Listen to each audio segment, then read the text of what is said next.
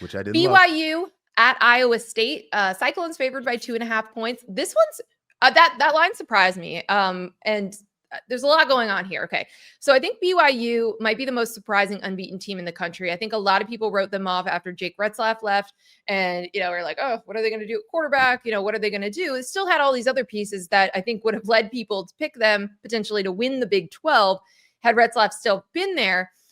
They're finally coming off a signature win because there were a lot of people just kind of wait and see mode with them. They beat Utah. Potential letdown coming off of that. They have definitely, like last year when they beat Utah, they had a home loss to Kansas right afterwards. Meanwhile, Iowa State coming off two losses to Cincinnati and Colorado, had a bye last weekend, and they're at home, which they are undefeated at home this season. So they've had their ups and downs, but the downs have been away from home. You have a BYU team, again, the potential impact of an emotional letdown. Really fascinating game and questions going into this because you are in a world now where Texas Tech has a loss in Big 12 play.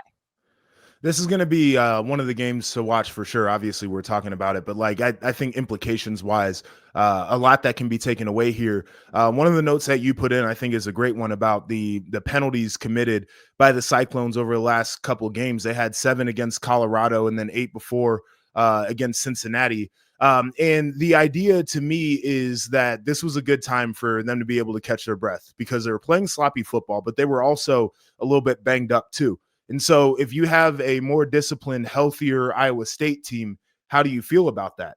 And that's kind of what I'm looking at in this one. Again, feels like an evenly matched game. I know BYU is undefeated, and maybe we didn't think that they could get to this point of the season with 0 losses here. But Iowa State is one of those teams that you never write off in the Big 12 because they have done so well in that conference. But it's also the way that they've played games. And I think coming off of a bye, being able to press reset a little bit, you might get their best performance of the year.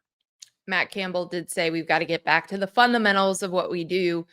We'll see if that shows up against BYU and really starts to create that chaos we've been expecting in the Big 12 race.